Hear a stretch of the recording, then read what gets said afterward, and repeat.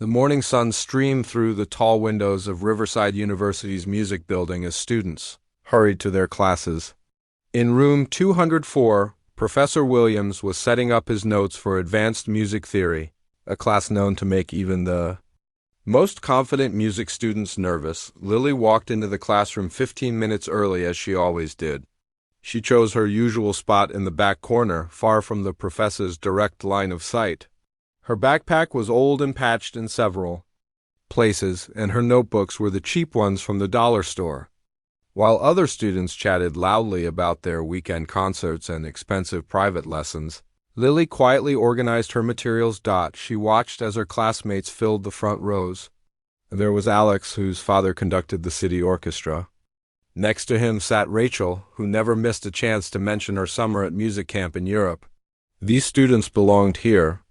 They had grown up in this world of classical music, with parents who understood the difference between a Steinway and a Yamaha, who could afford the best teachers and instruments. Lily felt different. She was here on a scholarship that covered her tuition, but just barely. Her work-study job at the campus bookstore helped pay for books and basic living expenses. Every dollar mattered in her world, and she had learned to stretch each one as far as possible. Professor Williams called the class to attention, and the room gradually quieted down. He was a respected musician who had performed with symphony orchestras around the world before becoming a teacher. His reputation was intimidating, but Lily had learned that he was fair to students who worked hard. Today we're discussing the emotional complexity in romantic period compositions, Professor Williams announced, writing key terms on the whiteboard. Can anyone give me an example of how composers use technical difficulty to express deep feelings? Several hands shot up immediately. Alex mentioned Chopin's ballades, while Rachel talked about Liszt's technical showpieces. The discussion flowed naturally among students who had grown up analyzing classical music over dinner conversations. Lily knew the answers too. She could have talked about how Rachmaninoff used massive chord progressions to express his homesickness, or how Schumann embedded secret musical codes for his beloved Clara in his compositions. But she stayed quiet, taking careful notes instead. What her classmates didn't know was that Lily had been living and breathing classical music since she could barely reach the piano keys. Her story began in a small apartment above Golden Dragon Restaurant, where her grandmother had worked as a cook for 30 years. Grandma June had arrived in America with nothing but a suitcase and a dream. She had been a piano teacher back in China, but in America she needed to survive first and pursue music second. So she cooked noodles and served customers during the day, saving every penny she could. When Lily was 3 years old, her grandmother made a decision that would change everything. She used her life savings to buy an old upright piano from a church that was closing down. The piano was scratched and some keys stuck, but it held its tune well enough. Music is not luxury, her grandmother had told little Lily in her careful English. Music is language of heart. You learn this language, you never be poor inside, and so began Lily's real education. Every day after school, she would climb the narrow stairs to their apartment and find her grandmother waiting at the piano bench. The lessons started with simple scales and finger exercises, but her grandmother's teaching methods were unlike anything found in expensive music schools. "Feel the music here," Grandma Chun would say, placing her hand over Lily's heart. Technique is important, but soul is everything. As Lily grew older, the lessons became more challenging. Her grandmother introduced her to pieces that most teachers wouldn't dare give to students twice her age. But somehow Lily's small fingers found their way around the keys, and her mind absorbed the complex patterns and emotions.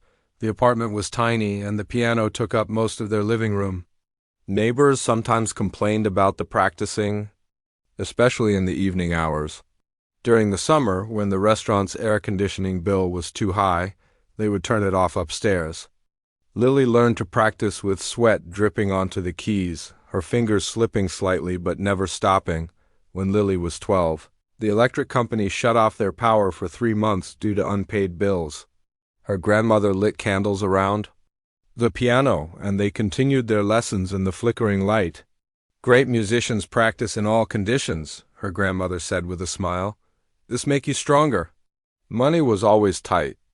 While other kids took summer vacations, Lily spent her breaks working in the restaurant downstairs, washing dishes and folding takeout boxes. But every free moment was spent at the piano, working through pieces that seemed impossible at first, but gradually became part of her musical vocabulary. Her grandmother never let her enter competitions or recitals. "Not yet," she would say. "Tree must grow strong roots before it shows beautiful leaves." By the time Lily reached high school, she could play pieces that professional pianists found challenging, but nobody knew this except her grandmother. At school, she was just the quiet girl who worked at her family's restaurant. She never mentioned her musical abilities, partly because she was shy, and partly because she couldn't afford the expensive dresses and instruments that seemed necessary for music programs. When college application time came, Lily's music teacher noticed her playing during lunch break and was shocked by her skill level. "Why haven't you auditioned for music programs?" the teacher asked. Lily explained her situation, and the teacher helped her apply for scholarships, the full scholarship.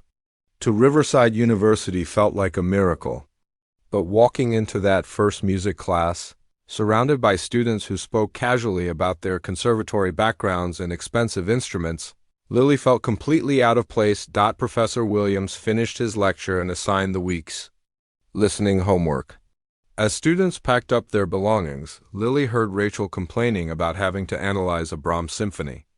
"I wish we could work on something more fun, like contemporary pieces," she said to her friend. Lily smiled to herself. She loved Brahms, especially his second piano concerto. She had spent countless hours working through its complexities with her grandmother, learning how each phrase connected to the composer's emotional journey. But she kept this knowledge to herself, just as she had learned to keep so many things private. After class, Lily walked to her work-study job at the bookstore. As she organized textbooks and helped customers, she thought about the evening ahead. She had discovered that the music building stayed open late for students, and if she was quiet enough, she could practice in the soundproof rooms after hours. Tonight, like every night, she would make her way to the practice rooms and spend hours at the piano, working on pieces that her classmates would consider impossible. But it wasn't showing off or competition that drove her. It was the same thing that had motivated her grandmother to buy that old piano all those years ago, the deep understanding that music was a language worth speaking, regardless of who was listening. As she finished her shift and prepared for another secret practice session, Lily had no idea that everything was about to change. The quiet girl in the back row was about to face a challenge that would force her to step out of the shadows and reveal the extraordinary musician she had become. 2 weeks into the semester, Professor Williams walked into class with a different energy than usual. Instead of his typical calm demeanor, he seemed excited about something. Students noticed immediately and began whispering among themselves, wondering what announcement was coming. "Good morning, everyone," he said, setting down a thick stack of sheet music on his desk. "Today we're going to discuss your final project for this semester." The room fell silent. Final projects in Professor Williams' class were legendary for their difficulty. Previous semesters had required students to compose original pieces or perform detailed analyses of complex symphonies. Students exchanged nervous glances, bracing themselves for whatever challenge awaited. Professor Williams walked to the piano in the corner of the classroom and sat down at the bench. Without saying a word, he began to play. The opening notes were haunting and beautiful, but within moments the music became incredibly complex. His fingers flew across the keys in patterns that seemed almost impossible to follow. After about 2 minutes, he stopped playing and turned back to face the class. "Can anyone tell me what piece I just performed?" Alex raised his hand tentatively. "It sounded like Rachmaninoff, but I'm not sure which piece." "Correct about the composer, Professor." Williams nodded. "This is Rachmaninoff's Piano Concerto No. 3 in D minor. Many musicians consider it the most technically demanding piece in the standard classical repertoire." Rachel's eyes widened. "We're not expected to play that, are we?" she asked with a nervous laugh. Professor Williams smiled. "That depends on how ambitious you're feeling." Let me explain your options for the final project. He moved to the whiteboard and began writing. Option 1. Write a 15-page analysis of any major concerto, including historical context and technical breakdown. Option 2. Perform a movement from a concerto of moderate difficulty with piano accompaniment. Option 3. He paused. Dramatically. Perform the complete first movement of Rachmaninoff's Third Piano Concerto. The room erupted in whispers and nervous laughter. Several students immediately started discussing which of the first two options they would choose. The idea of attempting the Rachmaninoff seemed absurd to most of them. "Professor Williams," said David, one of the more confident pianists in the class, "isn't that piece a bit beyond undergraduate level? I mean, even professional pianists struggle with it." "You're absolutely right," Professor Williams replied.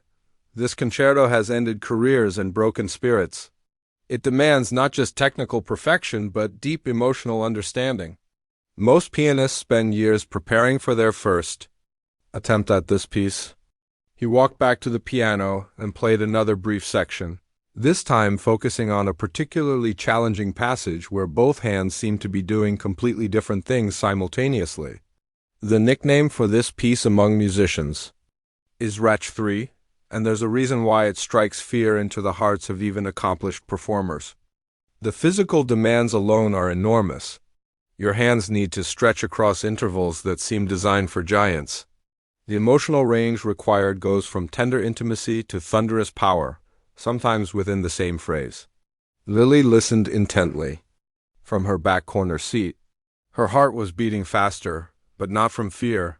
She knew this piece. She had been working on it secretly for over 2 years, ever since her grandmother had introduced her to a recording of the legendary pianist Vladimir Horowitz performing it. "Grandma," she had asked after hearing it for the first time, "could I ever learn to play something like that?" Her grandmother had smiled and pulled out a worn copy of the sheet music. "In China we have saying, 'Person who says it cannot be done should not interrupt person doing it.' You want to try?" Since then, Lily had been chipping away at this musical mountain, section by section. The practice rooms in the music building had become her second home, where she worked through the impossible passages late into the night. Her fingers had memorized every note, every dynamic marking, every subtle shift in tempo. Professor Williams continued his explanation. "I want to be completely clear about what choosing option 3 means. This is not just about playing the right notes.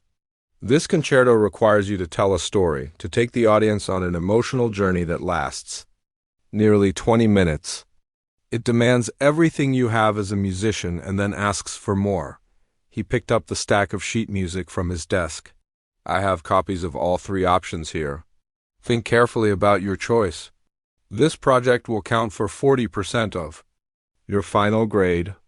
Students began lining up to collect their materials. Most grabbed the analysis assignment sheets, while a few of the braver ones took the moderate concerto options.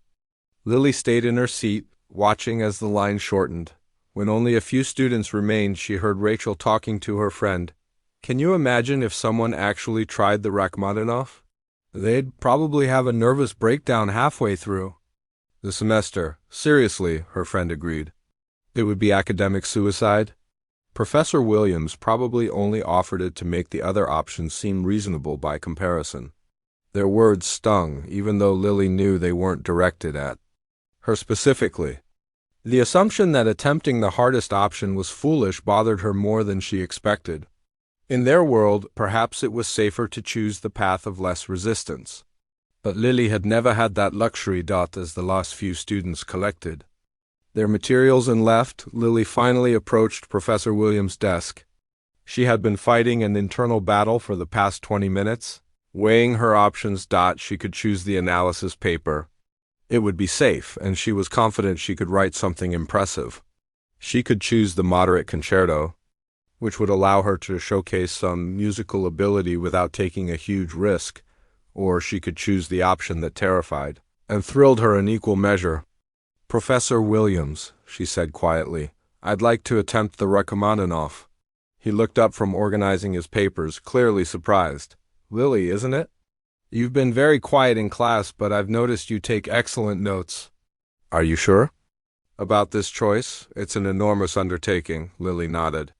I understand it's difficult, but I'd like to try. Professor Williams studied her face carefully. Have you played any Rachmaninoff before? His music requires very large hands and considerable physical strength. I've worked on some of his smaller pieces, Lily said, which was technically true, though it hardly captured the full scope of her experience. Well, he said slowly, I admire your courage. But I want you to listen to a few recordings before you commit to this. Really understand what you're signing up for. Come back tomorrow and let me know your final decision. He handed her a copy of the sheet music, and Lily felt its weight in her hands. The score was thick, dense with notes that looked like tiny black insects crawling across the pages. To most people, it would look impossibly complex. To Lily, it looked like home. That evening, Lily sat in her small dorm room with her roommate studying nearby. She spread the sheet music across her desk, even though she had long since memorized every note. Her roommate glanced over occasionally, probably wondering why Lily was staring so intently at what looked like hieroglyphics. As she traced the familiar passages with her finger, Lily thought about her grandmother's teachings. Music is not about showing off, she had always said. Music is about truth. You play truth and people will listen. The next morning, Lily arrived early to Professor Williams' office. He looked up when she knocked on his open door. Have you made your decision? He asked. Lily took a deep breath. I'd like to perform the Rachmaninoff concerto. Professor Williams leaned back in his chair. I have to ask, do you understand that if this doesn't go well, it could significantly impact your grade? This isn't a piece where partial credit applies. It's either extraordinary or it's a disaster. I understand, Lily replied, but I'd like the chance to try. He nodded slowly. All right, then. You have 8 weeks to prepare. I suggest you start immediately and book extra practice room time. And Lily? Yes, sir? Good luck. You're going to need it. As Lily left his office, she felt a mixture of excitement and terror. She had just committed to publicly performing one of the most challenging pieces in classical music. Her classmates would probably think she had lost her mind, but deep down, she knew this was her moment. After years of hiding in the shadows, playing for an audience of one in empty practice rooms, she was finally going to step into the light. The quiet girl in the back row was about to attempt something that would either reveal her true abilities or confirm everyone's assumption that she didn't belong there. Either way, there was no turning back now. Word traveled fast in the small music department. By the end of the day, everyone knew that the quiet scholarship student from the back row had chosen to attempt Rachmaninoff's third piano concerto. The reaction was exactly what Lily had expected.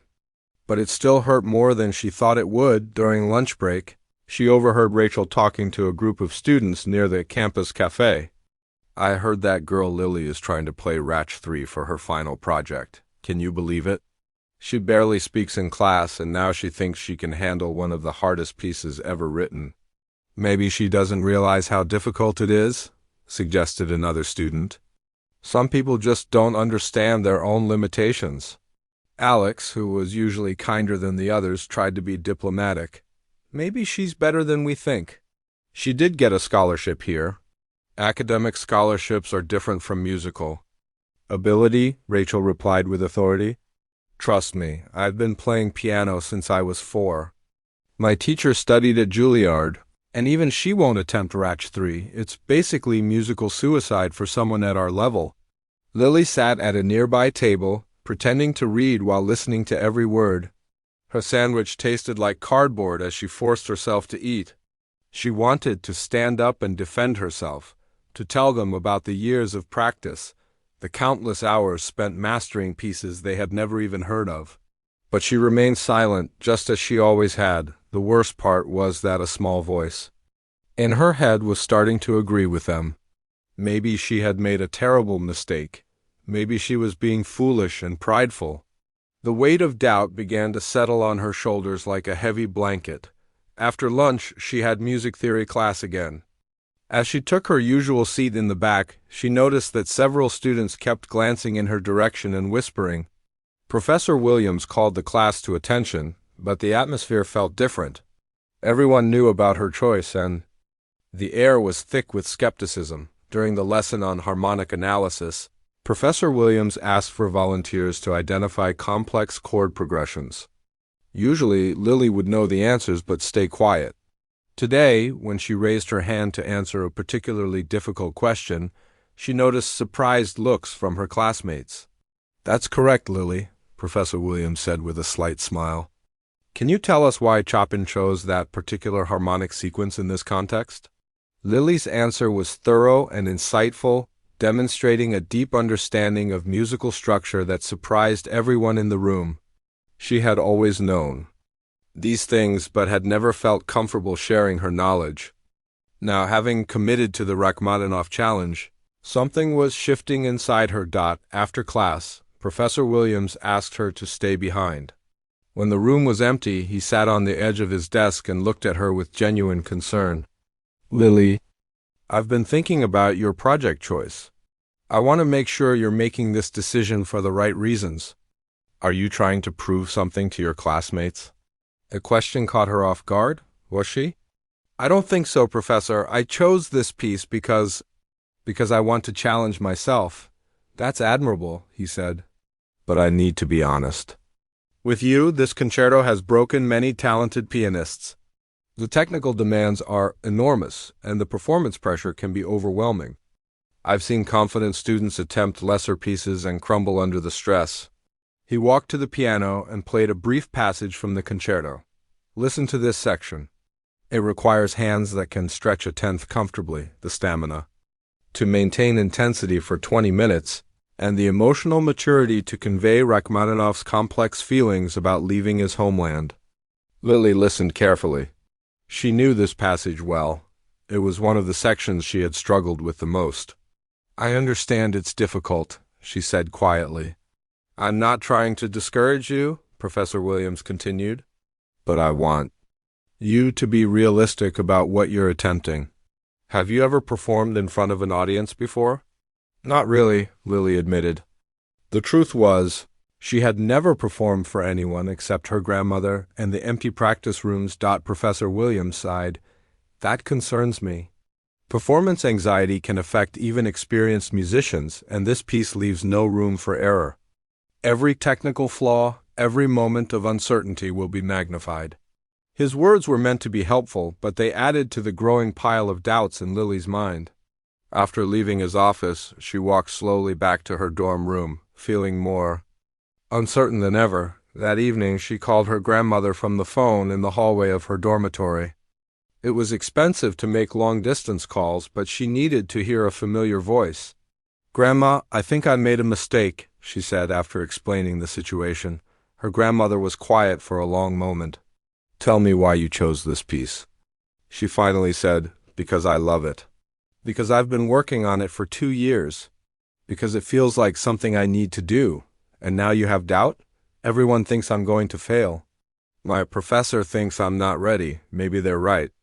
Lily could hear her grandmother moving around the kitchen, probably preparing for the evening dinner rush at the restaurant. "You remember when you were 8 years old and Mrs. Wong from downstairs complained about piano noise?" "Yes, I remember." Mrs. Wong had been particularly harsh, suggesting that poor families shouldn't waste time on music when they could be working. "You came upstairs crying, said maybe we should sell piano. I told you something then. You remember what I said?" Lily smiled despite her sadness. "You said that people who don't understand music will always think it's noise, but that doesn't make music less beautiful." "Exactly, same thing happening now. These students, they don't know your story. They don't know how many hours you practice, how much love you put into music. They see quiet girl and think that means no talent. But what if they're right? What if I'm not good enough?" Her grandmother's voice became firm. "Good enough for who? You think Rachmaninoff wrote this music for professors and fancy students? He wrote it because he had something to say, something in his heart that could only come out through piano keys." "It's just so scary, Grandma. What if I mess up in front of everyone?" "Then you mess up. So what? You think every great musician never made mistake? Your fear is not about playing wrong notes. Your fear is about being seen. Those words hit Lily like a physical blow. Her grandmother was right. For years, she had been hiding, protecting herself from judgment by staying invisible. Now, she was being forced to step into the light, and the exposure felt terrifying. You have choice, her grandmother continued. You can choose easy path, keep hiding, make everyone comfortable. Or you can choose to trust your gift, trust all. Those years of practice, trust that music in your heart. After hanging up, Lily sat in the empty hallway for a long time. Students walked past, heading to their rooms or to study sessions, but she barely noticed them. Her grandmother's words echoed in her mind. The next few days were particularly difficult. In music theory class, when Professor Williams discussed performance techniques, several students made comments that seemed directed at her situation. I think it's important to choose pieces that showcase your abilities without overreaching, Rachel said during one discussion. There's nothing wrong with playing something perfectly at your level rather than struggling with something beyond your capabilities. The comment stung because it was reasonable and sensible. Maybe that was exactly what Lily should do, choose something safe, something that would guarantee success rather than risk public failure. But every time she sat down at the practice room piano, her fingers found their way to the Rachmaninoff. The music felt like part of her now, as familiar as her own heartbeat. She had lived with these melodies and rhythms for so long that they had become part of her musical vocabulary. One evening, as she was leaving the practice rooms after a particularly frustrating session, she encountered David in the hallway. He was one of the stronger pianists in the class and had always been polite to her, if not particularly friendly. "Hey, Lily," he said, surprising her. "I heard you're working on the Rachmaninoff." She braced herself for another discouraging comment. "Yes, I am. That's really brave," he said. "I wouldn't have the guts to attempt it. I mean, I probably wouldn't do it justice." His words were unexpected and kind. "Thank you," she said softly. "I hope it goes well for you. I'd love to hear it when you're ready." As he walked away, Lily felt a small spark of encouragement. Maybe not everyone was rooting for her to fail. Maybe some people understood that taking risks was part of growing as a musician. That night she made a decision. She would continue working on the concerto, not to prove anything to her classmates or even to her professor, but because the music deserved to be played. Her grandmother had sacrificed too much and she had worked too hard. To give up now because of other people's doubts, the quiet girl in the back row was learning to find her voice, one note at a time. And for the first time since accepting the challenge, she felt ready to fight for her right to be heard. Lily's life became a carefully choreographed dance of deception and determination.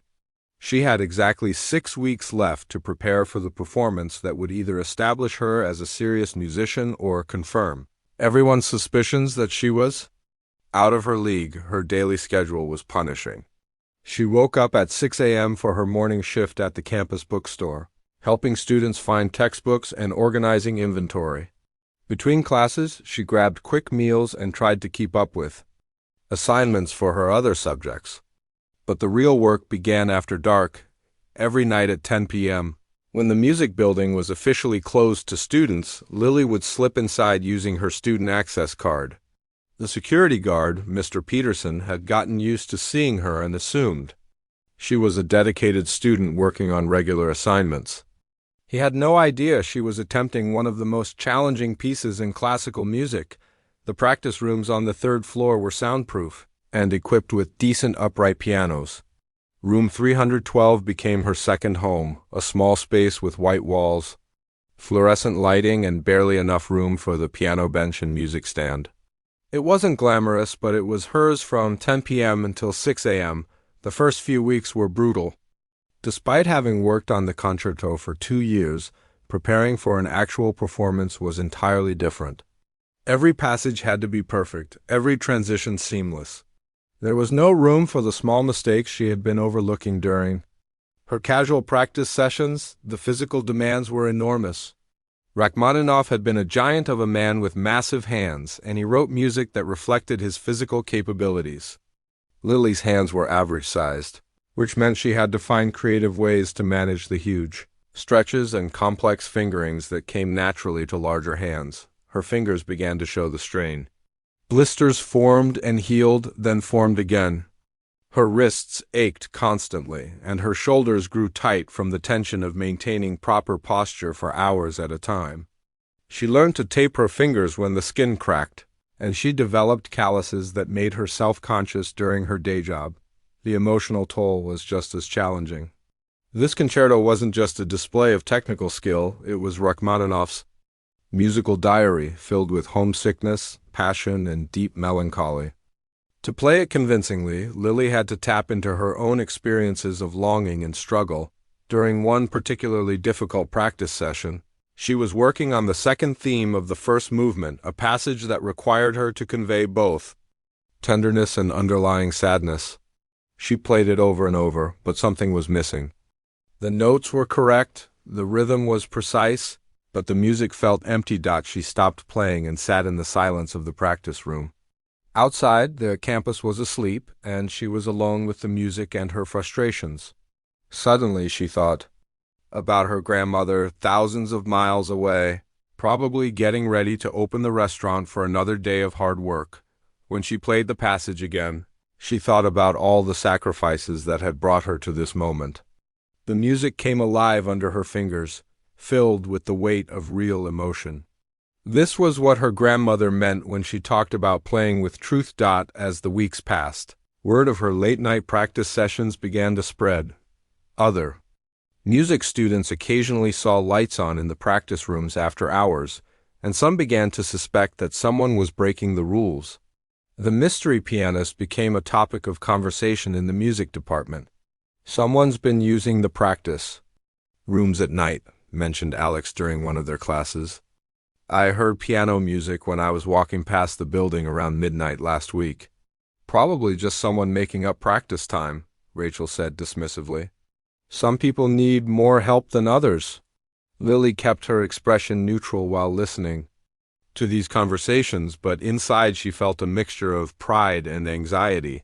Her secret was becoming harder to keep. The sleep deprivation was taking its toll. She found herself nodding off during lectures, and her other grades began to slip. Her roommate, Kelly, noticed the changes but attributed them to stress about final exams. "You should get more sleep," Kelly suggested one morning as Lily struggled to wake up for her 8 a.m. psychology class. "You look exhausted." "I've been studying." "A lot," Lily replied, which was technically true. The hardest part was maintaining the facade during music theory class. Professor Williams had been checking in with her regularly about her progress, and she had to be careful not to reveal too much about how advanced her preparation had become. "How are you finding the technical challenges?" he asked her after one class. "It's difficult, but I'm working through them," she replied. She couldn't tell him that she had already mastered most of the technical elements and was now focusing on the interpretive aspects that would make her performance truly special. Her grandmother called every Sunday, and these conversations became Lily's lifeline. Despite the expensive long-distance charges, they would talk for 20 minutes about music, family, and life. "You sound tired, little bird," her grandmother observed during one call. "I'm practicing a lot. The piece is very demanding." "Good. Easy things don't teach us anything. But remember to take care of your body too. Music needs healthy musician." One night, about 4 weeks into her intensive preparation, disaster nearly struck. She was working on the cadenza, the solo section where the pianist plays without orchestral accompaniment. It's one of the most exposed and challenging parts of the entire concerto. Her hands were particularly sore that evening, and she was pushing through the discomfort when her right wrist suddenly seized up with pain. She tried to continue playing, but the pain was too severe. For a terrifying moment, she couldn't move her fingers at all. She sat in the practice room, holding her wrist and fighting back tears. What if she had injured herself permanently? What if all this work had been for nothing? The performance was still 2 weeks away, and she couldn't afford any setbacks. She spent the next hour doing gentle stretches and exercises her grandmother had taught her years ago for preventing injury. Gradually, the pain subsided and she regained full movement. But the scare forced her to be more careful about her practice routine. The next morning, she bought a small ice pack and pain reliever from the campus pharmacy. She also started doing warm-up exercises before each practice session and taking short breaks every hour. Her grandmother's voice echoed in her mind. Smart musician takes care of instrument. Your body is most important instrument. As the final weeks approached, her playing reached a new level. The countless hours of repetition had burned the music into her muscle memory, and now she could focus entirely on expression and interpretation. She began to understand why this concerto was considered one of the greatest achievements in piano literature. Every phrase told a story. Every technical passage served an emotional purpose. She felt like she was having conversations with Rachmaninoff himself, understanding his intentions and making them her own. But with this artistic breakthrough came a new pressure. She was no longer just hoping to survive the performance. She genuinely believed she could do something special with this music. The stakes had become much higher. Late one night, as she was finishing her practice session, she heard footsteps in the hallway outside. She quickly turned off the practice room lights and sat very still. A security guard walked by, checking doors, but didn't investigate the piano room. Her heart pounded as she realized how close she had come to being discovered. After he passed, she gathered her things and prepared to leave. As she walked through the empty building, she thought about all the legitimate students who would be sleeping comfortably in their beds, probably not worrying about their final projects or struggling with impossible music. But she also thought about her grandmother, who had worked 18-hour days to buy that first piano. She thought about all the late-night practice sessions in their tiny apartment, the candles during the power outages, the determination to create something beautiful despite difficult circumstances. In 2 weeks, she would step onto a stage and reveal the musician she had become during these secret hours. The quiet girl in the back row was about to disappear forever, replaced by someone who had earned the right to be heard. Whether her classmates were ready or not, Lily was about to show them what real dedication looked like. The countdown to her moment of truth had begun. 3 weeks before the performance, Lily's carefully balanced world began to crumble. It started with a simple email that appeared in her inbox on a Tuesday morning while she was rushing between classes. Scholarship review meeting required. Urgent response needed. Read the subject line from the financial aid office. Lily's stomach dropped as she read the message. Her cumulative GPA had fallen below the required 3.5 minimum for scholarship recipients. She was being called in for an emergency meeting to discuss her academic standing. She sat down heavily on a bench outside the library, reading the email again and again, hoping she had misunderstood something. But the numbers were clear. Between her exhaustion from late-night practice sessions and her inability to concentrate during daytime classes, her grades in psychology, literature, and even music theory had slipped significantly. The meeting was scheduled for Thursday at 2 p.m. with Mrs. Henderson, the stern financial aid coordinator who was known for showing no mercy to students who couldn't maintain their academic requirements. Lily walked through the rest of her day in a daze. During music theory class, Professor Williams announced that all final project performances would be held in the main recital hall in front of an audience of faculty, students, and invited guests. The thought of performing for such a large group had been nerve-wracking enough, but now she might not even be eligible to complete the semester. That night, she called her grandmother earlier than usual, her voice shaking as she explained the situation. What does this mean exactly? Her grandmother asked in Mandarin, which she always spoke when she was worried. If I lose my scholarship, I'll have to leave school. I can't afford tuition without it. And if I leave now, I'll never get to perform the concerto. There was a long silence on the other end of the line. Lily could hear the familiar sounds of the restaurant kitchen in the background, pots clanging, orders being called out, the sizzle of the fryer. How much money do they want? Her grandmother finally asked. Grandma, no, you can't afford full tuition. It's almost $30,000 a year. I have some savings. Maybe we can. Absolutely not. Lily's voice was firm despite her tears. You've already sacrificed everything for my education. I won't let you give up your retirement money, too. They talked for another hour, exploring every possible option. Her grandmother could take out a loan against the restaurant, or Lily could try to find additional part-time work. But realistically, they both knew that losing the scholarship would mean the end of her college dreams. The meeting with Mrs. Henderson was even worse than Lily had imagined. The financial aid coordinator was a woman in her 50s who had probably heard every sob story and excuse imaginable.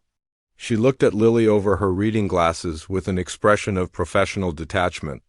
Miss Chen, your scholarship requires maintaining a 3.5 GPA throughout your enrollment. Your current standing is 3.2, which puts you in violation of the scholarship terms.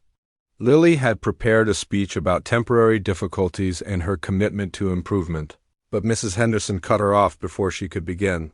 I understand. That college can be challenging, but we have limited scholarship funds and many deserving students. If you cannot maintain the required standards, we need to allocate those resources to someone who can. Is there any way to appeal this decision? Maybe a probationary period?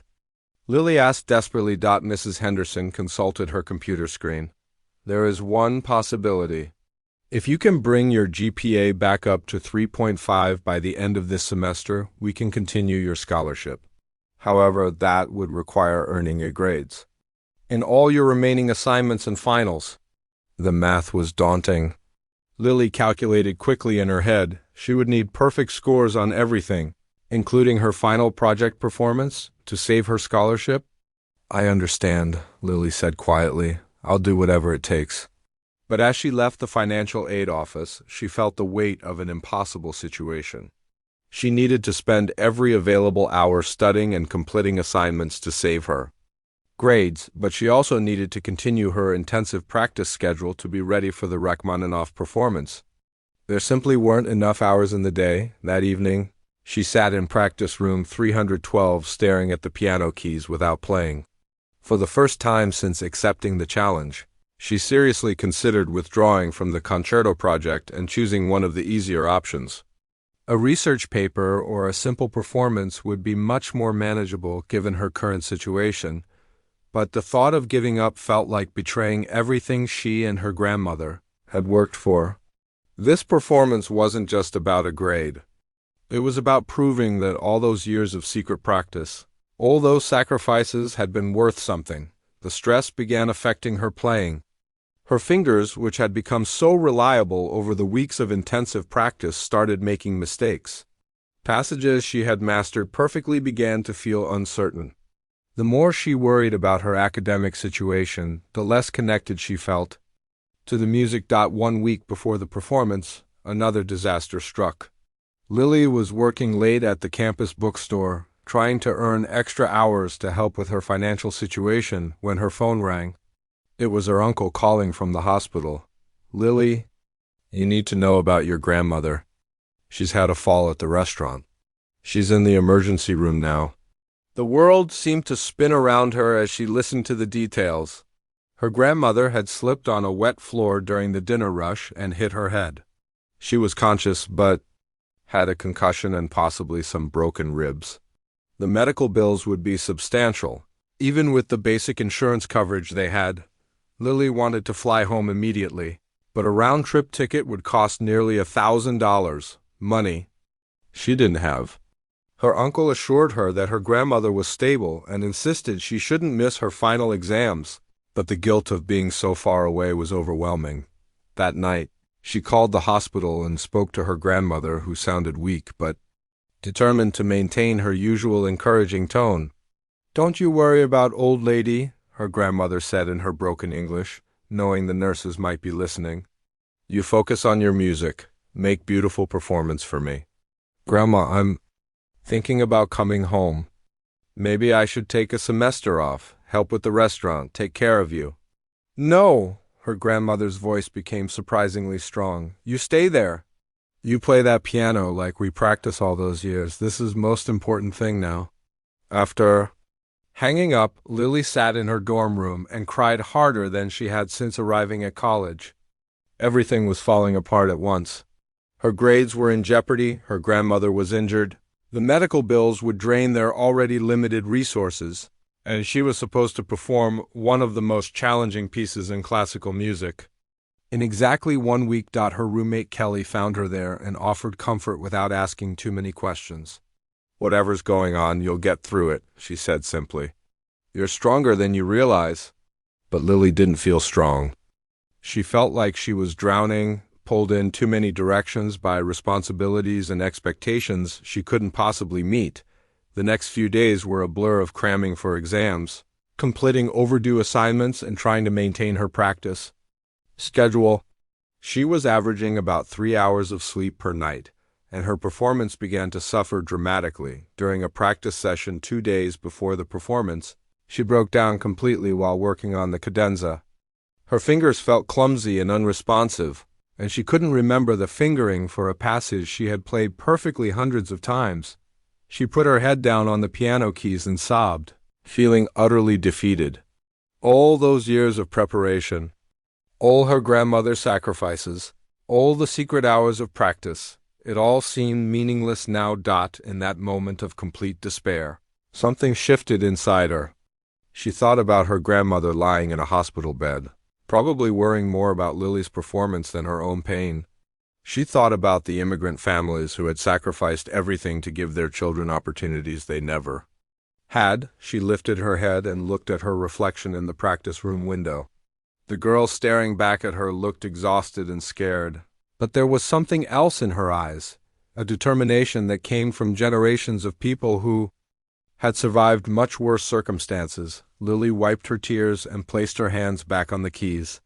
She began to play, not the technical exercises or the difficult passages she had been struggling with, but the simple melody her grandmother had taught her when she was 4 years old.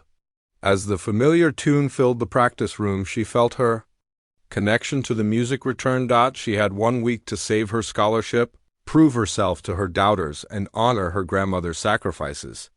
It seemed impossible, but impossible had never stopped her family before. The quiet girl in the back row was about to face the greatest test of her life, and she was finally ready to fight for everything she believed in. The morning of her first public practice session arrived with an autumn chill that seemed to seep into Lily's bones. After days of agonizing over her decision, she had finally chosen to practice openly in the main recital hall during regular hours. It was time to step out of the shadows. She had spent the previous night completing her final assignments, submitting papers that would determine whether she could save her scholarship. Now, with everything academic out of her hands, she could focus entirely on the music that had consumed her life for the past 2 months. At 10 a.m., she walked into Whitman Recital Hall carrying her worn backpack and the thick score of Rachmaninoff's Third Piano Concerto. The hall was empty except for a few maintenance workers setting up chairs for that evening's faculty concert. The Steinway grand piano sat center stage like a sleeping giant, its black surface reflecting the overhead lights. Lily approached the piano with reverence. This was a far cry from the small upright piano she had practiced on all her life. The Steinway was a professional instrument worth more than her family's entire annual income. She sat down at the bench and adjusted its height, then placed her hands on the keys for a few gentle scales. The sound was magnificent. Each note sang with clarity and power that she had never experienced before. The touch was responsive in a way that made her feel like the piano was an extension of her own body. This was what real pianists played on, she realized. This was what Rachmaninoff himself would have expected to hear his music performed on.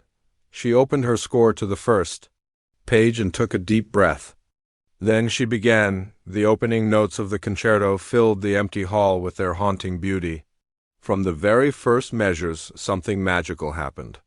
All the stress and worry of the past weeks melted away, leaving only the pure connection between her fingers and the music she had lived with for so long. As she played, she began to understand why her grandmother had always insisted that music was a language of the heart. Every phrase told a story, Rachmaninoff's story of exile and longing, but also her own story of struggle and determination. The massive technical challenges that had seemed so intimidating on the practice room upright became natural and flowing. On this magnificent instrument, about 10 minutes into the first movement, she noticed that someone had entered the hall. She couldn't see who it was without stopping, so she continued playing, allowing the music to carry her forward. More people seemed to be arriving, but she stayed focused on the piano, lost in the complex web of melodies and harmonies. When she reached the end of the exposition, she paused to rest her hands and look up. What she saw took her breath away. At least 20 people were sitting in the hall, listening intently. She recognized some faces from her classes, including Alex and David. Even a few faculty members had appeared, drawn by the extraordinary sound coming from the recital hall. For a moment, panic threatened to overwhelm her. She had never played for an audience before, and suddenly having all these people listening felt terrifying. Her hands began to shake slightly, and she almost considered stopping, but then she caught sight of Professor Williams sitting in the back row. He was leaning forward with an expression of complete amazement, as if he was hearing this music for the first time. Something in his face told her that she was doing something right. Something worth continuing. She turned back to the piano and began the development section.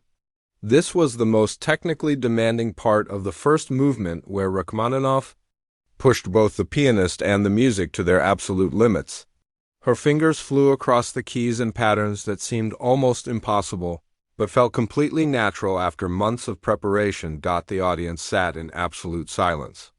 Even the maintenance workers had stopped their setup to listen. The only sounds in the hall were the singing of the piano strings and the subtle percussion of her fingers on the keys. As she approached the recapitulation, where the main themes return in new and more complex forms, Lily felt something extraordinary happening.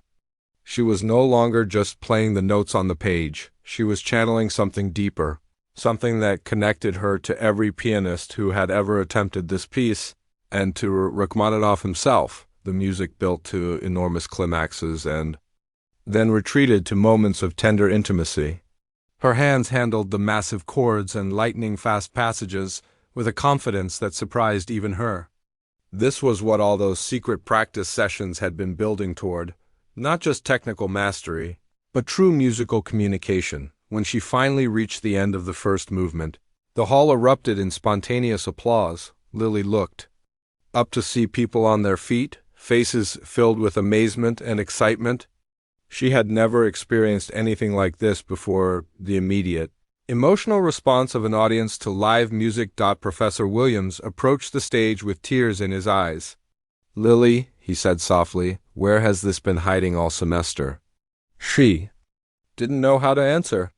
How could she explain years of secret practice, the countless hours spent in empty rooms, the weight of family expectations and financial pressure? Instead, she simply said, "I've been working on it for a while." "A while?" Professor Williams laughed. "My dear, what I just heard was the result of years of intensive study. This is graduate-level playing, maybe even professional level." Other students began approaching the stage. Rachel, who had been so dismissive of Lily's abilities, looked genuinely stunned. "I had no idea," she said quietly. "I owe you an apology. That was incredible." Alex was shaking his head in amazement. "How long have you been able to play like that? Why didn't you ever say anything in class?" The attention was overwhelming for someone who had spent so long trying to be invisible. But there was also something liberating about finally being seen for who she really was as a musician. Word spread quickly through the music building. By afternoon, students were specifically coming to the recital hall hoping to hear the mystery pianist practice. Lily found herself with an unofficial audience for every practice session. The encouragement was wonderful, but it also brought new pressure. Now people had expectations. They would be disappointed if her actual performance didn't live up to what they had heard during practice. That evening, she called her grandmother from the hospital payphone during visiting hours. "How are you feeling, Grandma?" Lily asked. "Better. Every day, but tell me about your practice." "I can hear something different in your voice." Lily described the day's events, the public practice session, the spontaneous audience, the amazement of her classmates and professors. "Finally," her grandmother said with satisfaction. "You stop hiding your light under basket." But now everyone expects so much. What if I disappoint them during the actual performance? You think too much about other people's expectations. Music is not about making others happy. Music is about truth. You play with truth and everything else take care of itself.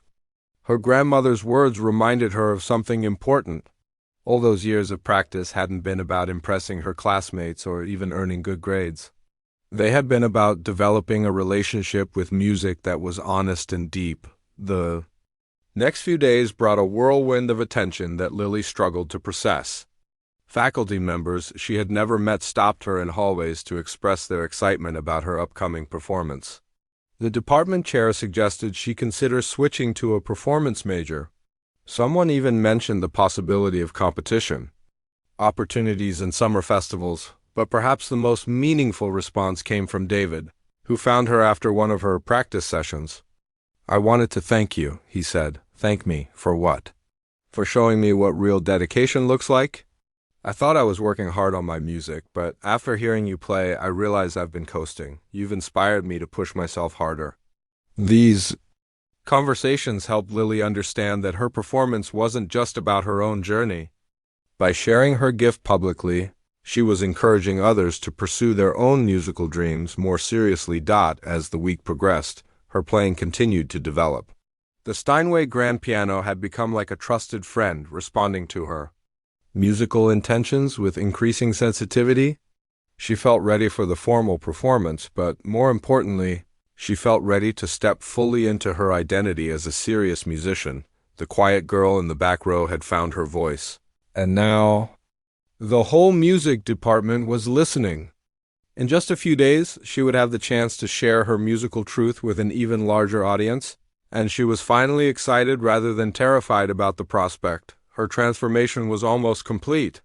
The pianist her grandmother had always believed she could become was finally emerging into the light.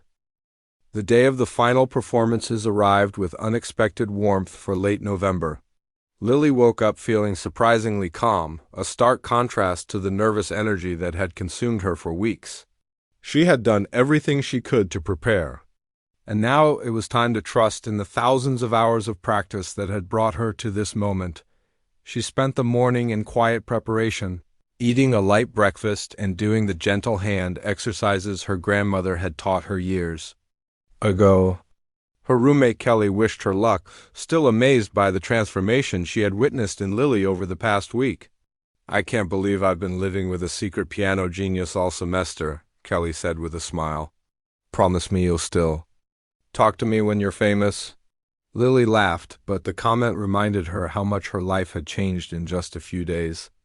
The shy girl who used to hide in the back of classrooms was about to perform for the largest audience of her life. At 2 p.m., she arrived at Whitman Recital Hall for final rehearsals.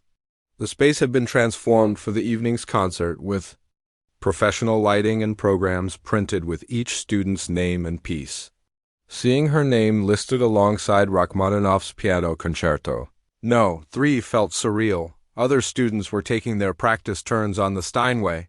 She listened to beautiful performances of Mozart, Chopin, and Debussy, each one polished and musical. The level of playing was higher than she had expected, which both inspired and intimidated her. When her turn came for the final rehearsal, Professor Williams introduced her to the evening's accompanist, Dr. Martinez, who would be playing the orchestral reduction on a second piano. Dr. Martinez was a seasoned professional who had performed with major symphony orchestras. "I've heard wonderful things about your preparation," Dr. Martinez said warmly. "Shall we run through a few sections together?" Playing with accompaniment was completely different from her solo practice sessions. Suddenly, the music had a fullness and complexity that brought Rachmaninoff's vision to life. The interplay between the solo piano and orchestral parts created layers of meaning she had only imagined before. "Magnificent," Dr. Martinez said after they finished the first movement. "You have a mature understanding of this music that's quite rare. I look forward to tonight's performance." As afternoon turned to evening, Lily returned to her dorm room to prepare. She had borrowed a simple black dress from a friend, and while it wasn't the expensive concert attire she had seen other performers wear, it was elegant and appropriate. She spent time with her hair and makeup, wanting to look professional while still feeling like herself. At 6 p.m., she returned to the music building. The recital hall was buzzing with activity as audience members began arriving. Through the backstage windows, she could see students, faculty, and even some community members filling the seats. Word had spread about the scholarship student who was attempting Rachmaninoff, and people were curious to hear what she could do. Professor Williams found her backstage and offered some final encouragement. Remember, Lily, you've already proven yourself this week. Tonight is just an opportunity to share your gift with more people. Trust your preparation and let the music speak. She was scheduled to perform last, which meant sitting through the other performances while managing her nerves. Each of her classmates delivered solid, respectable performances. Rachel played a lovely Chopin nocturne that showcased her technical skills. Alex performed a Mozart sonata with classical elegance. David chose a Brahms intermezzo that revealed new depths in his musical understanding. As each performance concluded, to warm applause, Lily felt the weight of expectations growing. These were all accomplished musicians, but the anticipation for her performance seemed different.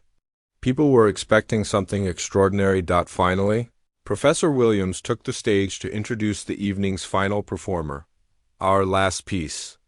Tonight is one of the most challenging works in the piano repertoire. Rachmaninoff's Third Piano Concerto has tested the limits of countless professional pianists. Tonight, we have the privilege of hearing it performed by Lily Chun, a first-year student who has surprised us all with her remarkable dedication and artistry.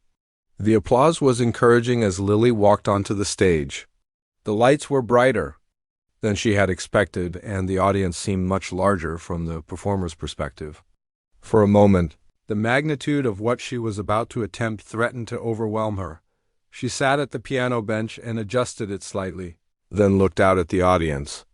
In the third row, she spotted several of her professors, their faces filled with anticipation. Near the back, she saw students from other departments who had come simply because they had heard rumors about this performance. Lily placed her hands on the keys and took a deep breath.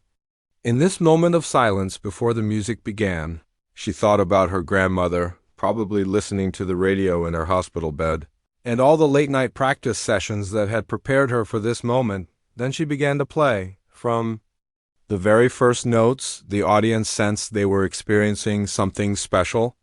The opening theme, simple but profound, filled the hall with its haunting beauty.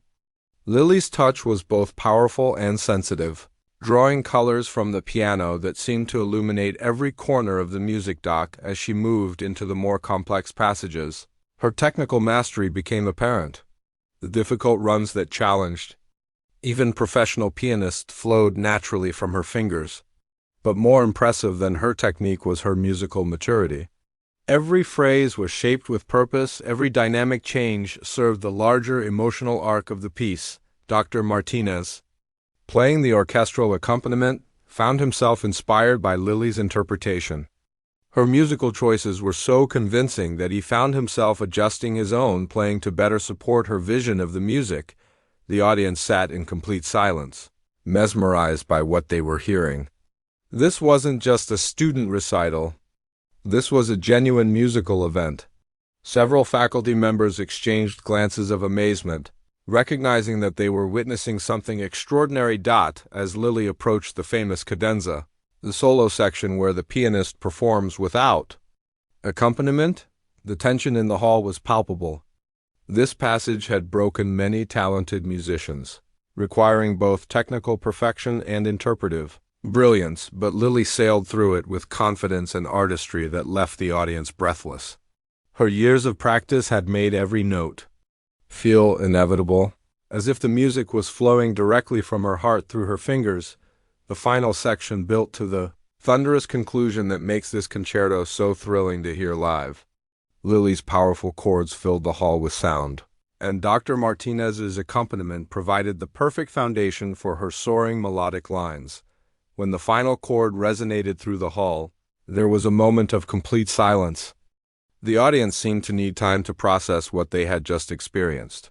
Then the applause began, not the polite appreciation that had followed the other performances, but genuine, enthusiastic recognition of exceptional artistry. People rose to their feet, and the applause continued for several minutes. Lily stood next to the piano, overwhelmed by the response. She had never imagined that music could create such a powerful connection between performer and audience. Professor Williams came onto the stage with tears in his eyes. "Ladies and gentlemen," he announced over the continuing applause, "in my 30 years of teaching, I have rarely heard a performance of this caliber. Lily Chun has just demonstrated why music remains one of humanity's greatest achievements." As the applause finally died down and the audience began to leave, people approached the stage to congratulate Lily personally. Faculty members spoke of scholarship opportunities and summer programs. Fellow students expressed their amazement and inspiration, but perhaps the most meaningful moment came when Rachel approached her with genuine emotion. "Lily, I owe you more than an apology. You've shown me what it means to be truly dedicated to music. Thank you for inspiring all of us to work harder and dream bigger." Later that evening, Lily called her grandmother from the quiet of her dorm room. "It went well, Grandma, better than I ever imagined." "I know it did," her grandmother replied with quiet satisfaction. "I could feel it here in my heart. You made our family proud tonight." "This is just the beginning, isn't it?" Lily asked. "Yes. Little bird, tonight you learned to fly. Now the whole sky is waiting for you." As Lily prepared for bed, she reflected on the journey that had brought her to this moment. The quiet girl in the back row had found her voice, and in doing so, had discovered that her voice was stronger and more beautiful than she had ever dared to imagine. Tomorrow would bring new challenges and opportunities, but tonight she was simply a young musician who had shared her gift with the world and found that the world was ready to listen. The morning after her performance, Lily woke up to a world that felt completely different. Sunlight streamed through her dorm room window, and for the first time in months, she felt truly rested. The enormous pressure that had weighed on her shoulders for weeks was gone, replaced by a sense of accomplishment and possibility she had never experienced before. Her phone was buzzing with messages from classmates, professors, and even people she didn't know who had been in the audience. The local newspaper's music critic had been there and wanted to interview her. The dean of the music school had left a voicemail asking to meet with her about exciting opportunities. But the message that meant the most was a simple text from her grandmother. "Proud of you, little bird. Come home soon so I can hear everything." Lily spent the morning reading through emails and trying to process the sudden change in her status at the university. Just a week ago, she had been the quiet scholarship student that most people barely noticed. Now everyone seemed to want to talk to her. The first official meeting was with Professor Williams in his office. When she arrived, she found him sitting with Dr. Susan Crawford, the head of the piano department, and Dr. Michael Torres, the dean of the School of Music. "Lily, please sit down," Professor Williams said with a warm smile. "We wanted to discuss your future here at the university." Dr. Crawford spoke first. "Your performance last night was extraordinary. We've been discussing the possibility of you switching to a performance major with a full scholarship that would cover all your expenses, plus funding for private lessons with guest artists." The offer was more generous than anything Lily had dared to imagine. Not only would her financial worries disappear, but she would have access to the kind of training that could launch a professional career. Additionally, Dr. Torres added, "We'd like to arrange for you to perform as a soloist with our university orchestra next semester. It would be an excellent opportunity to perform the complete concerto with full orchestral accompaniment." Lily felt overwhelmed by the sudden abundance of opportunities. "This is all so unexpected," she said quietly. "I'm honored by your confidence in me, but I need some time to think about everything." "Of course," Dr. Crawford said. "Take your time. But I want you to know that we rarely see talent of your caliber, and we want to do everything we can to support your development as an artist." After the meeting, Lily walked across campus in a daze. Students she had never spoken to before nodded and smiled at her. Some stopped to congratulate her on the previous night's performance. The invisible girl had become very visible indeed. That afternoon brought another surprise. A woman in an elegant suit approached her outside the music building and introduced herself as Victoria Stevens, a talent scout for one of the country's most prestigious music conservatories. "I was in the audience last night," Miss Stevens said. "Your performance was remarkable. I'd like to discuss the possibility of you transferring to our conservatory for next year. We offer full scholarships to exceptional students, plus stipends for living expenses." The conversation that followed opened Lily's eyes to possibilities she had never considered. Summer festivals in Europe, master classes with world-renowned pianists, opportunities to compete in international competitions, a whole world of professional music that had seemed impossibly distant just days ago. But even as these exciting prospects unfolded, Lily found herself thinking about her grandmother and the values that had shaped her musical journey. Success was wonderful, but it wasn't the reason she had fallen in love with music in the first place. That evening, she finally had a chance to call her grandmother for a long conversation. She described all the opportunities that were suddenly available to her. "Everyone wants to help me now," she told her grandmother. "It's amazing, but also a little overwhelming." "Success brings many friends," her grandmother replied wisely. "But remember who was there when you had nothing to offer but hard work and dreams. What do you think I should do? What does your heart tell you?" Lily thought carefully before answering. "I want to keep growing as a musician. I want to honor all the sacrifices you made for me. But I also don't want to lose sight of why I love music in the first place." "Then you already know what to do. Choose path that keeps music in your heart, not just in your hands." Over the next few days, Lily had meetings with representatives from several conservatories and music programs. Each offered impressive resources and opportunities, but she found herself most drawn to programs that emphasized both artistic excellence and personal growth. Meanwhile, her relationship with her classmates had transformed completely. Rachel, who had been dismissive of Lily's abilities, became one of her most supportive friends. "I learned something important from watching you," Rachel told her during lunch one day. "I thought musical success was about having the right background and connections. You showed me it's really about dedication and authenticity."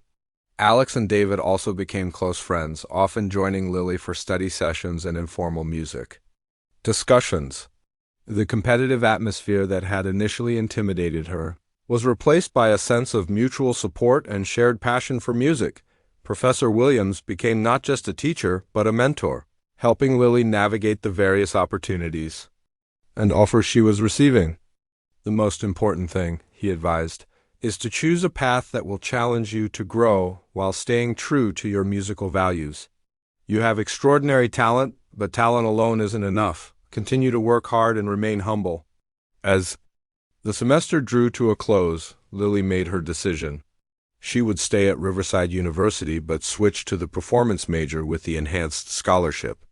This would allow her to develop her skills in a supportive environment. While maintaining the relationship she had built, she also accepted the invitation to perform as a soloist with the university orchestra, but requested that the concert be a fundraiser for families dealing with medical emergencies, a way to honor her grandmother's situation and help others facing similar challenges. The final surprise came when she received a call from the local symphony orchestra. The music director had heard about her performance and wanted to invite her to audition as a guest soloist for their upcoming season. "We rarely extend such invitations to students," the music director explained, "but your performance has created quite a buzz in the classical music community. We'd love to explore the possibility of working together." As she prepared to return home for winter break, Lily reflected on the incredible journey of the past few months. The girl who had started the semester hiding in the back row of music theory class was ending it as one of the most promising young musicians in the region. But perhaps the most important change wasn't in how others saw her, but in how she saw herself. She had learned to trust her own abilities and to share her gifts without fear. The voice she had kept hidden for so long was now heard and valued when she finally returned home to visit her grandmother, now recovering well from her injuries. The reunion was emotional and joyful. They sat together at the old upright piano where Lily's journey had begun so many years ago. "Play for me," her grandmother requested. Lily played the simple Chinese melody her grandmother had taught her as a child, the same piece that had comforted her during her moment of despair in the practice room. But now the music carried new layers of meaning, all the struggles and triumphs, the fear and courage, the hidden years and the public recognition. "Beautiful," her grandmother said softly. "But you know what I hear most in your playing now?" "What?" "Joy. For first time, you play with pure joy? That worth more than all scholarships and fancy opportunities." As they sat together in the small apartment above the restaurant, surrounded by the familiar sounds and smells of home, Lily understood that her grandmother was right. The greatest achievement wasn't the recognition or the opportunities, but the discovery of her own authentic voice as a musician, the quiet girl in the back. Ro had found her place in the world of music, not by changing who she was, but by finally allowing others to see the musician she had always been. And this was just the beginning of a journey that would take her places she could never have imagined. Armed with the values and dedication that had brought her this far, the piano keys that had once felt like a secret, language now felt like an open door to a future filled with infinite possibilities. And for the first time in her life, Lily was ready to walk through that door with confidence, knowing that her voice deserved to be heard.